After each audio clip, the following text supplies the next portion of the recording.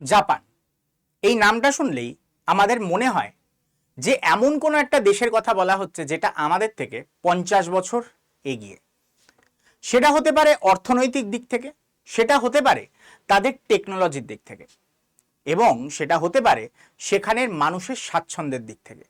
তো এই রকম একটা দেশে যদি আমি একটা নিউজ তোমাদের দিই যে এই দেশে জবের ভ্যাকেন্সি রয়েছে এবং সেটাও আমাদের দেশের স্যালারির তুলনায় অনেকটা বেশি, তাহলে কেমন হয়? তোমাদের আমি বলেছিলাম এরকম অনেক নিউজ নিয়ে আসবো এবং সেখানে কি করে অ্যাপ্লাই করতে হয় সব কিছু বলবো তোমাদের এই চ্যানেলে। যারা যারা বিশেষ করে নার্সিং পড়েছো, নার্সিং নিয়ে পড়েছো, সেটা হতে পারে জিএনএম, সেটা হতে পারে বিএসসি নার্সিং, সবাইকে আমি গাইড করব এই চ্যানেলের মাধ্যমে। তো এইরকমই একটা নিউজ অলরেডি এসছে, তো চলো স্টেপ বাই স্টেপ আমরা দেখে নিই। তোমাদের কয়েকটা কথা বলার আছে। অনেকে তোমরা যেটা করো সেটা হচ্ছে প্রাইভেট কলেজে লাখ লাখ টাকা খরচ করো। সেই প্রাইভেট কলেজে লাখ লাখ টাকা খরচ না করে 1-1.5 লাখ টাকা 2 লাখ টাকা তুমি খরচ করে ফরেনে গিয়ে যদি চাকরি করো। স্যার 2 লাখ টাকা কেন লাগবে? 2 লাখ টাকার পিছনে কয়েকটা হিসাব দেখাচ্ছি। এক হচ্ছে তোমার প্লেনের টিকিট লাগবে তোমার ওই দেশে যেতে, কিছু টাকা তোমাকে হাতে রাখতে হয়, কিছু টাকা তোমার কিছু কোর্স করতে লাগে। যেমন তুমি ধরো জার্মানিতে যেতে চাইছো, তোমাকে জার্মান ল্যাঙ্গুয়েজ শিখতে হবে। স্যার ইংলিশ জানতে হয়? ইংলিশ জানা ওই দেশে ম্যান্ডেটারি নয়, তোমাকে জার্মান ল্যাঙ্গুয়েজ জানতে হবে। তোমাকে জাপানে যেতে হলে জাপানিজ ল্যাঙ্গুয়েজ জানতে হবে। তুমি যেই দেশে যাচ্ছ সেই দেশের ল্যাঙ্গুয়েজ জানাটা খুব জরুরি। তুমি যখন সেই দেশে কাজ করতে যাচ্ছ সেই দেশের ল্যাঙ্গুয়েজ জানাটা জরুরি। তো তাই জন্য সেখানে ওইটার পড়াশোনার পিছনে একটা খরচ, এই সব মিলিয়ে প্রায় 2 লাখ টাকা মতন, ভিসা, হ্যাঁ, পাসপোর্ট, হ্যানা তানা সব মিলিয়ে 2 লাখ টাকা মতন। তুমি 5 লাখ টাকা প্রাইভেট কলেজে খরচ না করে 2 লাখ টাকা যদি এর পিছনে খরচ করো, বেশি বুদ্ধিমানের কাজ করবে। আর তার সাথে গভর্নমেন্ট অফ ইন্ডিয়া যদি জবটাকে অ্যাসিওর করে তাহলে তো আরো কথাই নেই। সাধারণত বিদেশের জব তো গভর্নমেন্ট অফ ইন্ডিয়া দ্বারা অ্যাসিওর হবে না, কিন্তু আজকে যে জবটার কথা বলছি সেটা গভর্নমেন্ট অফ ইন্ডিয়া দ্বারা অ্যাসিওর্ড, কারণ ভারত এবং জাপানের মধ্যে একটা মৌ স্বাক্ষর হয়েছে। আরো কিছু পয়েন্ট বলছি। আমাদের দেশের থেকে লাইফস্টাইল 1000 গুণ বেটার, আশা করি এইটুকুনি বিশ্বাস করো, জাপানের লাইফস্টাইল। তার সাথে হায়ার স্টাডিজ করার সুযোগ থাকবে তোমার কাছে। তার সাথে no need to learn spoken English, তোমাকে ইংলিশ জানতে হবে না। স্যার আমি ইংলিশে খুব দুর্বল, তোমার ইংলিশ জানতে হবে না, ইংলিশ জানার কোনো প্রয়োজনীয়তা নেই। আর তার সাথে যদি 15 লাখ এলপিএস স্যালারি হয়, 15 লাখ, যেটা তুমি চাইলেও ইন্ডিয়াতে কামাতে পারবে না, সেরকম একটা অ্যামাউন্ট যদি হয় তাহলে কেমন হয়? তো চলো সেটা নিয়েই আজকে কথা বলবো। জাপান একটা প্রবলেমের মধ্যে দিয়ে যাচ্ছে, সেটা হচ্ছে পপুলেশনের ডাউনফল। এটার পিছনে কারণ ওই দেশের এজিং পপুলেশন খুব বেশি হয়ে গেছে, বয়স্কদের সংখ্যা বেশি। ওদের দেশের অ্যাভারেজ এজ হচ্ছে 49.5, যেটা বর্তমানে বেড়ে 50 পার করে গেছে আরো। এটা 2023-এর রিপোর্ট বলছি আমি। আর ইন্ডিয়ার অ্যাভারেজ এজ যদি তুমি দেখো 29.5, যেটা আরো কমে গেছে, 27 বছরের কাছাকাছি চলে এসছে, আর এটা 51-এর কাছাকাছি চলে গেছে। অ্যাভারেজ এজ 51 মানে দেশের ম্যাক্সিমাম মানুষ বার্ধক্যজনিত কারণে ভুগছে, দেশের ম্যাক্সিমাম মানুষ বৃদ্ধ হয়ে গেছে। এইবার দেশের ম্যাক্সিমাম মানুষ বৃদ্ধ হয়ে যাওয়ার জন্য ওখানে ওয়ার্কফোর্সের অভাব। কিন্তু দেশটার একটা জিনিস আছে, সেটা হচ্ছে অগাধ টাকা। মানে এতটাই বেশি টাকা এদের কাছে আছে যে কল্পনাতীত। এইবার তাহলে কি করণীয়? তখন তাদের ওয়ার্কফোর্স হায়ার করতে হয় বিভিন্ন দেশ থেকে। তাদের ক্ষেত্রে সব থেকে ভালো দেশ ওদের কাছে ইন্ডিয়া, কারণ ইন্ডিয়ার সাথে বহু দিনের ভালো সম্পর্ক জাপানের, তাই জন্য জাপান ইন্ডিয়া থেকে ওয়ার্কফোর্স হায়ার করছে। এইবার ওরা যে কোনো ওয়ার্কফোর্স নেয় না, স্কিল্ড ওয়ার্কফোর্স নেয়। এই স্কিল্ড ওয়ার্কফোর্স যদি হতে হয় তোমাকে, তাহলে কি করতে হবে? খুব সিম্পল স্টেপ, কয়েকটা সিম্পল স্টেপ। তো চলো আমরা এক এক করে সেইগুলো জানি। জানার আগে আমরা একবার, বিশ্বাস না হলে মৌটা দেখে নাও, এমওইউ যেটা সাইন হয়েছে জাপানের সাথে। 5 লাখ লোক ইন্ডিয়া থেকে নিচ্ছে, ম্যাক্সিমাম নিচ্ছে care giving sector. Sir care giving sector কি? মানে এক কথায় আমাদের এখানে যেটাকে নার্সিং বলা হয়, ওদের ওখানে সেটাকে বলা হয় কেয়ার গিভার। সেটা হচ্ছে বৃদ্ধ বৃদ্ধাদের দেখাশোনার ব্যবস্থা। ওদের দেশে তো দেখার লোক নেই, কর্মচারী নেই, তো তার জন্য ওরা বিদেশ থেকে হায়ার করছে। তো প্রচুর পরিমাণে নার্সিং গ্র্যাজুয়েট, জিএনএম, এএনএম যা যা আছে, এমনকি এইচএস পাস যারা তাদেরকেও এরা হায়ার করছে। তো সব এক এক করে আমরা দেখে নেব। দেখো ইন্ডিয়ার সাথে যে চুক্তিগুলো হয়েছে, India eyed as new source of caregivers as Japan labour, is Japan emerging as a new job hub for Indian nurses. তো এই জিনিসগুলো তোমরা দেখতে পাচ্ছ, এগুলো সব কোথায় এসছে, কোনো আতিপাতি জায়গায় নয়, Japan today, India today, ministry of external affairs, ministry থেকে জারি করেছে, signing off the India Japan memorandum of cooperation, যেটা এটার কথা বলছি। তাহলে বুঝতে পারছো যে ইন্ডিয়া এবং জাপানের মধ্যে এমওইউ স্বাক্ষর হয়েছে। এইবার আমি একবার দেখব যে ইন্ডিয়ান ওয়ার্ক কালচার এবং জাপানিজ ওয়ার্ক কালচারের মধ্যে তফাৎ কি। সবার প্রথম যে তফাৎটা হয়েছে, 9 to 12 আওয়ার্স তোমাকে ডেইলি কাজ করতে হয় এখানে, 9 to 12 আওয়ার্স, এবং তোমাকে খাটিয়ে একেবারে চুষে নেবে তোমায়। এটা হচ্ছে ইন্ডিয়ান ওয়ার্ক কালচার, তোমরা সবাই জানো। জাপানে 8 ঘন্টার থেকে যদি 1 মিনিটও তোমাকে বেশি কাজ করায় না, তোমাকে এক্সট্রা পে করবে। 8 ঘন্টার 1 মিনিটও যদি বেশি কাজ করায়, 1 মিনিটও তোমাকে বেশি কাজ করাবে না, 8 ঘন্টাই কাজ করতে হবে। তাছাড়া ইন্ডিয়াতে 6 দিন, সপ্তাহে 6 দিন কাজ থাকে, এমনকি কোনো কোনো জায়গায় 7 দিনও তোমাকে কাজ করিয়ে নেবে এক্সট্রা পে না করে। জাপানে 5 দিন তোমাকে কাজ করতে হয়, মোট সপ্তাহে 5 8 40 ঘন্টা কাজ, 40 আওয়ার্স সপ্তাহে পার উইকে। আর এইখানে যদি আমরা দেখি 72 আওয়ার্স কাজ আমাদের উইকলি। এবার তফাৎটা বুঝতে পারছো, প্রায় দ্বিগুণ তুমি ইন্ডিয়াতে কাজ করো। ওকে, তারপর নো ওভারটাইম, কোনো ওভারটাইমের পেমেন্ট তোমার ইন্ডিয়াতে করা হয় না, কিন্তু জাপানে 1 মিনিটও যদি ওভারটাইম করো, 1 মিনিটও, সেটারও তুমি পেমেন্ট পাবে। নো নাইট ডিউটি অ্যালাওয়েন্স, তুমি যদি নাইট ডিউটি করো তোমাকে এক্সট্রা কোনো চার্জেস দেওয়া হয় না। নাইট ডিউটি অ্যালাওয়েন্স, ওই দেশে আলাদা করে নাইট ডিউটি অ্যালাওয়েন্স থাকে। নর্মাল স্যালারি আমাদের দেশে যারা কেয়ার গিভার হয়, মানে নার্স, প্রাইভেটে যদি করো তাহলে তোমার 12 থেকে 18 হাজার টাকা তোমার স্যালারি, সেটাই এই দেশে হয়ে যায় 10 গুণ, 1,20,000 টাকা minimum salary, minimum monthly salary 1,20,000 টাকা। এবার তোমার মনে প্রশ্ন আসতে পারে, স্যার ওই দেশের 1,20,000 তো আমাদের দেশে খুবই কম। এটা ইন্ডিয়ান কারেন্সিতেই বলছি, 1,20,000, ওদের দেশে হচ্ছে 2.1 লাখ ইয়েন, ঠিক আছে, 2.1 লাখ ইয়েন, ঠিক আছে, এটা হচ্ছে ওদের দেশের স্যালারি। স্যার সেটা আমাদের দেশে যদি এই টাকাটা যদি আমাদের দেশে খরচ করা হয়, তাহলে বা এই দেশের স্যালারি আমাদের দেশে কত টাকা হতে পারে? 70,000 টাকা। তার মানে এই স্যালারিটা তুমি যদি এই দেশে মানে থাকা অবস্থায় পেতে, তুমি 70,000 টাকার মতন তুমি লাক্সারি যাপন করতে পারতে। ওই দেশে 1,20,000 টাকা কামানো মানে এই দেশের 70,000 টাকা কামানোর সমান। হ্যাঁ, তুমি ওই দেশের সাথে এই দেশে খরচ অনেক কম, ওই দেশে অনেক বেশি, তবে কত?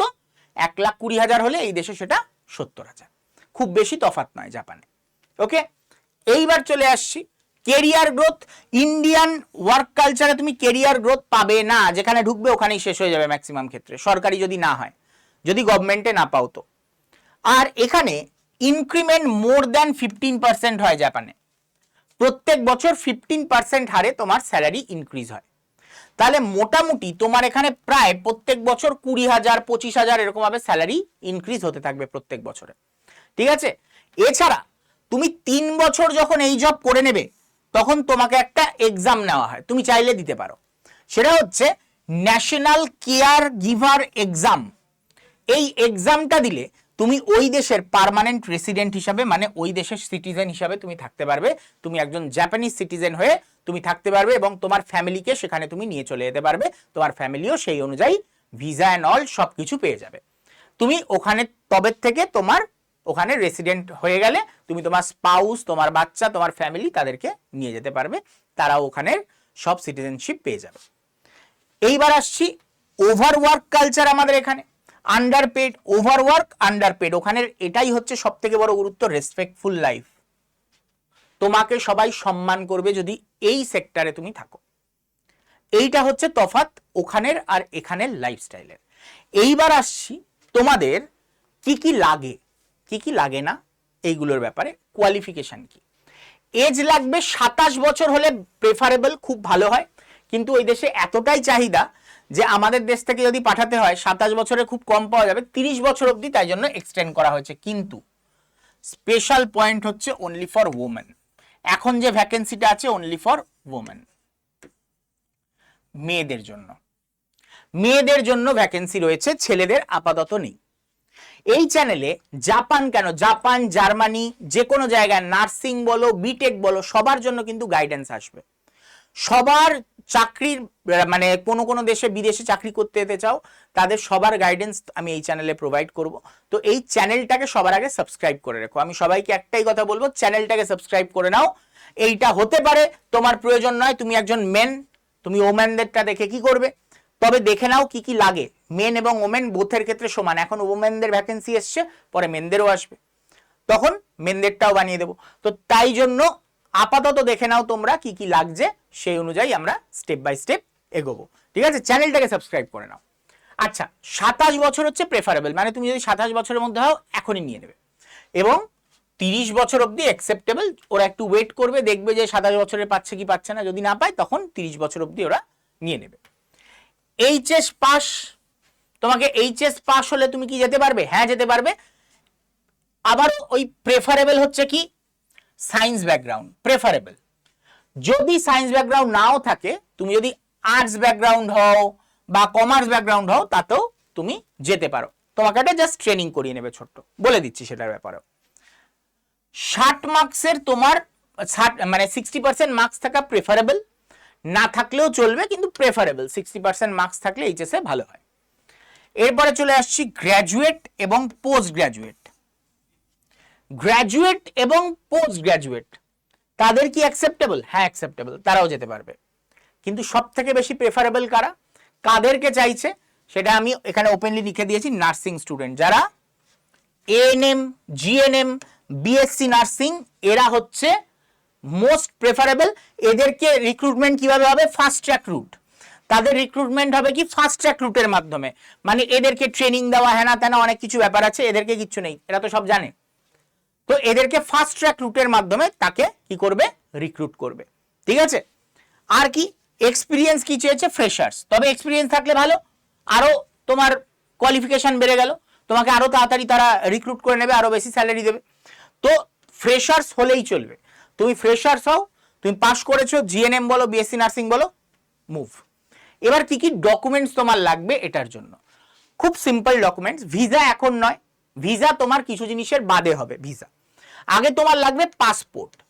ঠিক আছে, পাসপোর্ট বানিয়ে নিতে হবে। পাসপোর্ট বানাতে 3 মাস মতন টাইম লাগে। ঠিক আছে, 3 মান্থস মতন টাইম লাগে। আর কিছু এজেন্সি আছে যেগুলোর ব্যাপারে আমি বলে দেবো, যেমন আমাদের মানে আড্ডা 247 এর যে ইয়েটা আছে, সেটা বর্ডার প্লাস বলে একটা কোম্পানির সাথে টাই আপ। ঠিক আছে, বর্ডার প্লাস, এর আরো তাড়াতাড়ি করিয়ে দেবে, সেই নিয়ে তোমাকে এখন ভাবতে হবে না। আগে কি কি করতে হবে সেটা দেখো। পাসপোর্ট, পাসপোর্ট তোমার 3 মান্থসের মধ্যে হয়ে যায়। তো এটা নিয়ে আমি ঘাটাচ্ছি না, এখানে অরিজিনাল প্রসেস এমনিতে 1 সপ্তাহের মধ্যে বার করে দেওয়া যায়। ঠিক আছে, যদি পুরো প্রসেস মানে কারোর জানা থাকে 1 সপ্তাহের মধ্যেও বার করে নিতে পারবে। এজ প্রুফ, এজ প্রুফ লাগবে। তোমার বার্থ সার্টিফিকেট, তোমার মাধ্যমিক উচ্চ মাধ্যমিকের সার্টিফিকেট, ওর মধ্যে এজ প্রুফ রয়েছে। এডুকেশনাল সার্টিফিকেট, মানে তোমার মার্কস কত ছিল, মার্কসের, এবং তার সাথে সার্টিফিকেট যেটা সেটা, এবং তার সাথে এক্সপিরিয়েন্স যদি থাকে তাহলে এক্সপিরিয়েন্স সার্টিফিকেট। এই জিনিসগুলো তোমার প্রয়োজন। ঠিক আছে, এইবার আসছি তার পরের পয়েন্ট। জাপানে চাকরি পেতে গেলে কি কি করতে হয়, কি কি তোমাকে পরীক্ষা দিতে হয়।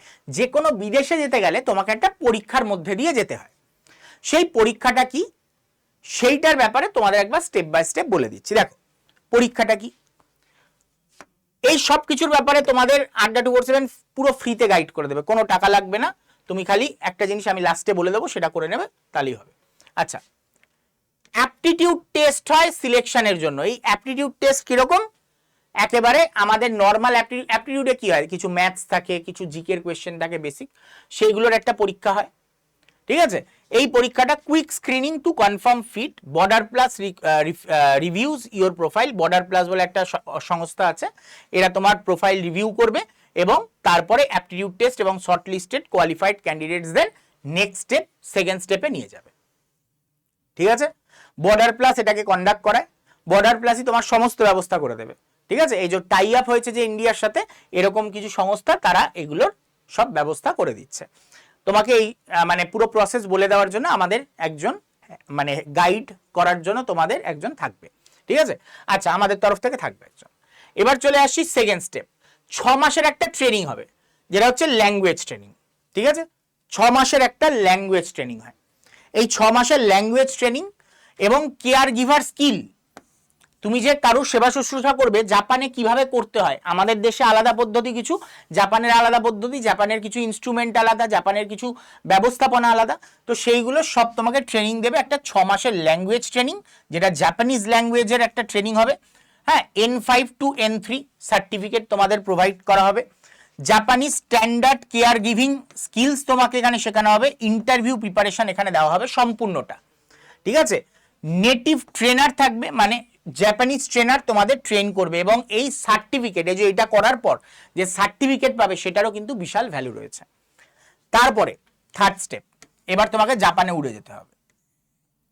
এগুলো হয়ে গেলে তোমাকে জাপানে এবার যেতে হবে। তুমি এই যে SSW বলা হয় এটাকে, SSW স্কিল এক্সাম, জাপানে যাওয়ার জন্য এই পরীক্ষাটা তুমি পাশ করলে তারপরে এবার কি জাপানিজ এমপ্লয়ার ইন্টারভিউ হবে, তোমার একটা ইন্টারভিউ হবে, এবং get conditional offer letter, complete documentation and visa তোমার সব এই বর্ডার প্লাস করিয়ে দেবে, ঠিক আছে।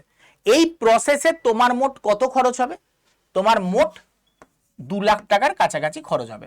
হ্যাঁ, তবে তুমি এটা যদি পাস না করো, তোমাকে 1 বার 2 বার 3 বার তোমাকে লং টার্ম ধরে তোমাকে গাইড করতে থাকবে, তোমাকে পাস করিয়ে তারপরেই পাঠাবে, তোমাকে পাস করাবেই, ঠিক আছে।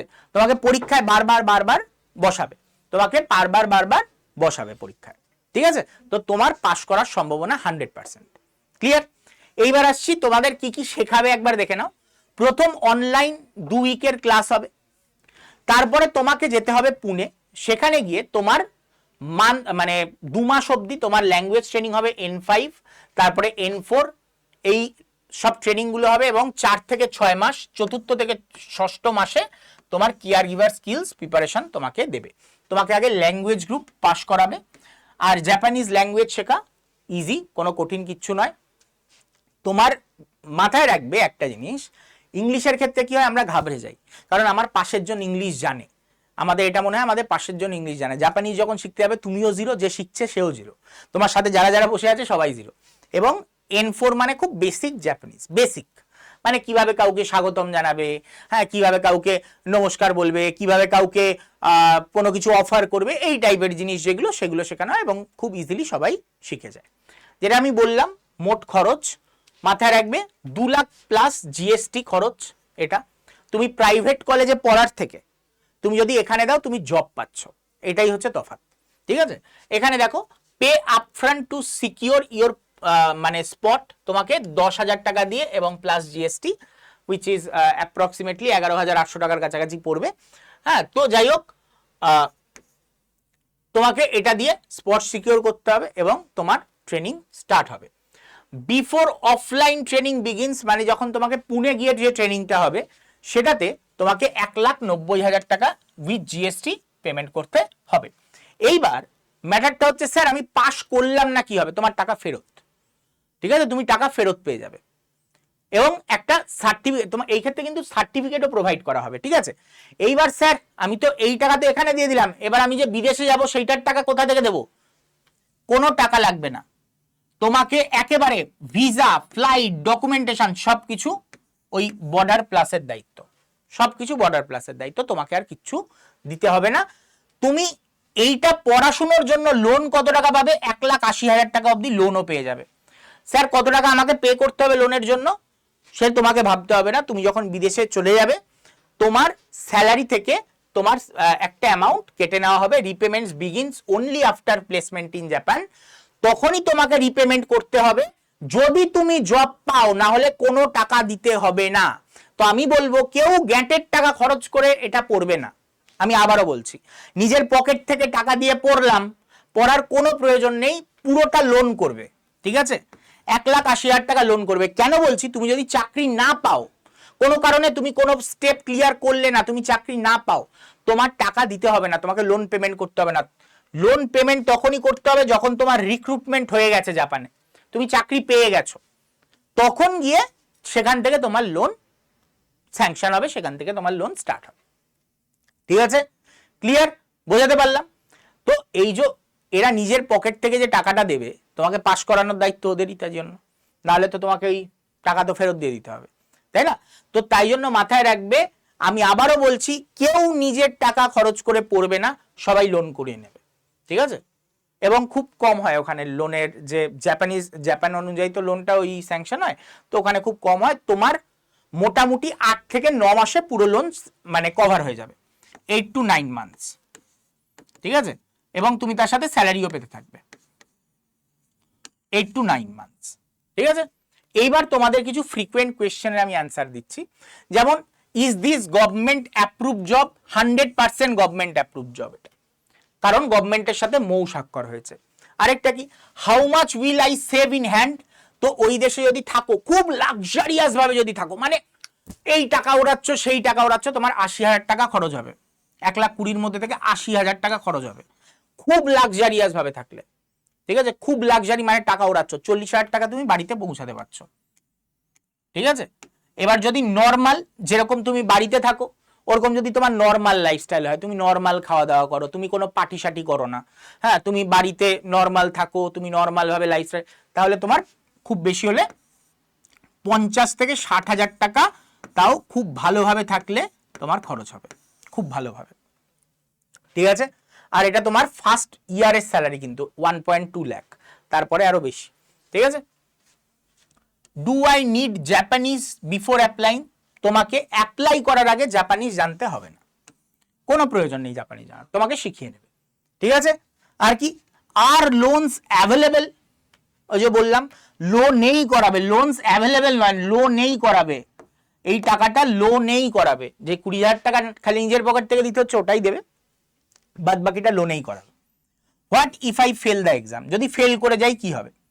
Retakes are allowed and additional training support is provided.